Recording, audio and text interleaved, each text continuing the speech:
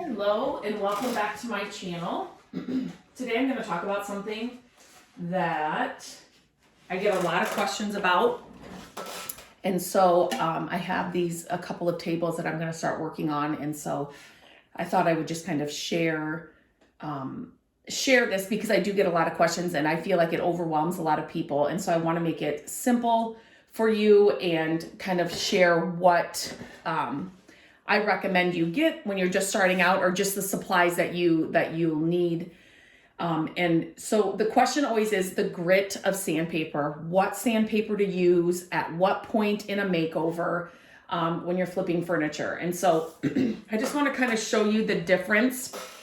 So this is a little table. I'm sitting on a chair, if that's what you can hear. This is a little table that I will be painting. And so you can see like the water stains and things it has.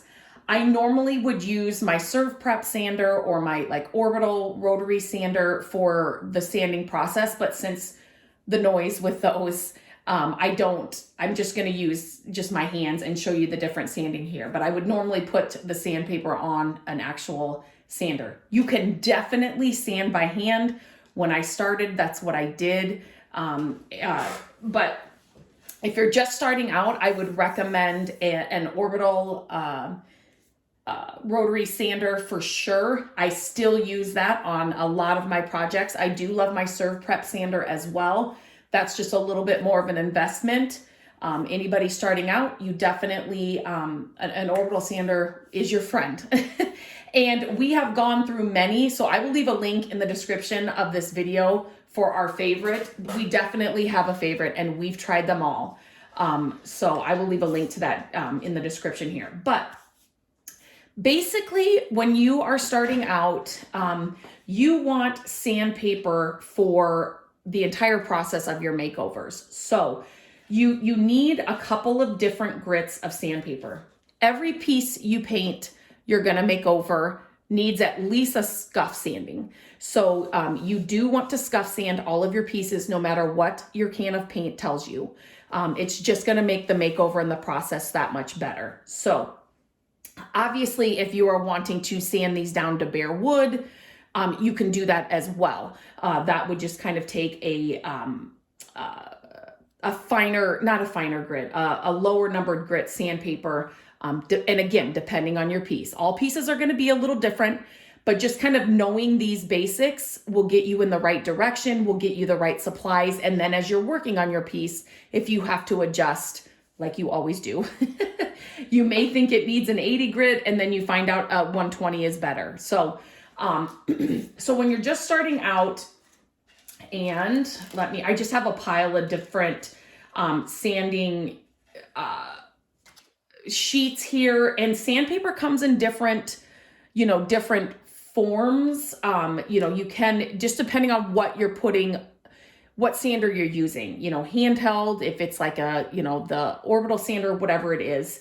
So these are just different sandpapers, but the grit it's kind of the same thing across the board. So I would recommend, if you're just starting out, I do have 80 grit sandpaper. And that's kind of our base. We've been doing this, my husband and I, for over 20 years. So our base is usually an 80 grit. We've done some DIY projects where we've needed a 60. But for anybody starting out, I would say a 100, a 120, an 80 is good to have. Sometimes it can just take it a little bit further. And so I always say start a little bit higher, just until you get the feel of it. But 100 grit sandpaper will do a good job at, scuff sanding your piece. And like I said, if you were putting this, taking this down to the raw wood, you may need more like an 80. So again, every piece is going to be different. Every project, depending on what you're going to do, is going to be different.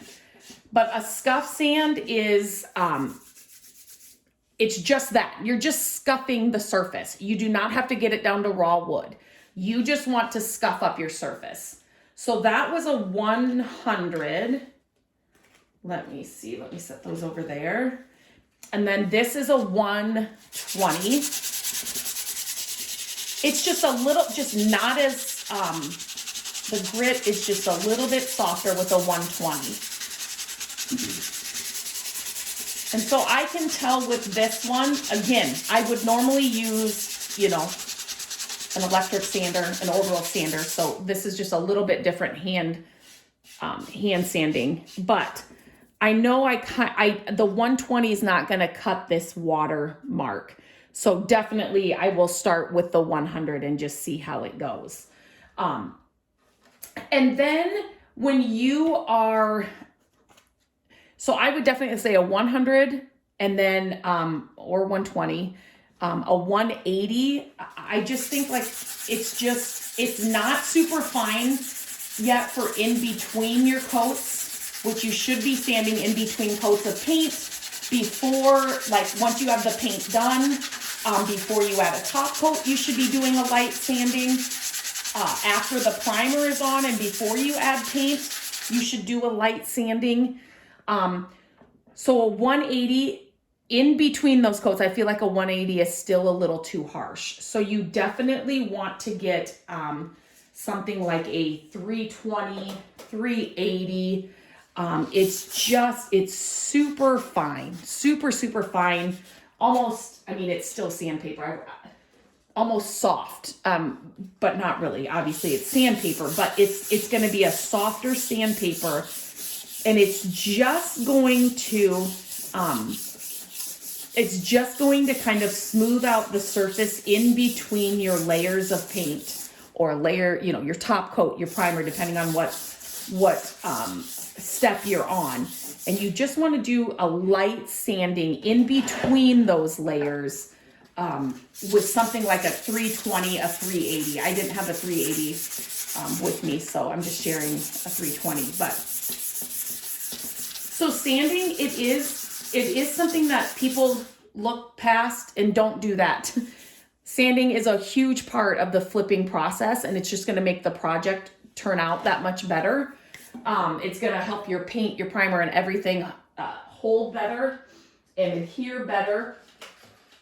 But coming up with, or once you see all these numbers, it does get overwhelming, and you think you need them all. You definitely do not need them all. You need a sandpaper in the beginning for, you know, a scuff sand, or if you're getting down to raw wood. So that's like your 80 to 120 range. 80, 100, and 120. And then if you just needed, you know, depending on, to be completely honest, if you are just flipping furniture and not doing any other like DIY projects, then I would bump you up into the 240 and then a 320 or a 380. That just kind of gives you a good range between, you know, your harsher 180s, 120s, and then into your real fine sandpaper that can do the finishing kind of work, or you're in between layers of whatever, top coat, primer, paint, whatever that is. But definitely don't be scared about the different grits of sandpaper. If you have any questions, please leave them in the comments. I want to answer them. It's just, this is one of the questions I get asked all the time about sandpaper, what I need, when do I need to use sandpaper? Do I need sandpaper? Do I actually need to sand all my pieces before I'm flipping them? Yes. And these are the grits I would tell you to get. So, okay, let me know if you have any questions. I'd be happy to come back on and do a whole nother video to dive deeper or to answer questions. But since I was starting this table, I thought I would get on and just kind of show the different sanding grits, because it is a question I get asked a lot. So I hope that was helpful. And until next time, I hope you have a great day.